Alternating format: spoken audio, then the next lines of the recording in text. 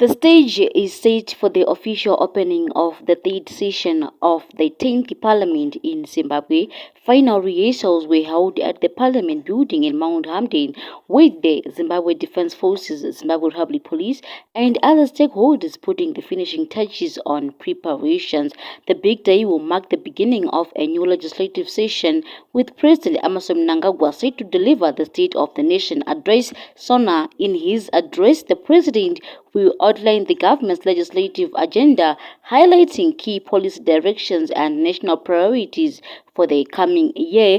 As in tradition, the President will also provide an overview of the nation's political, economic, and social landscape, giving Zimbabweans a glimpse into the government's plans for the future. With all preparations in place, the nation is eagerly awaiting for the historic event.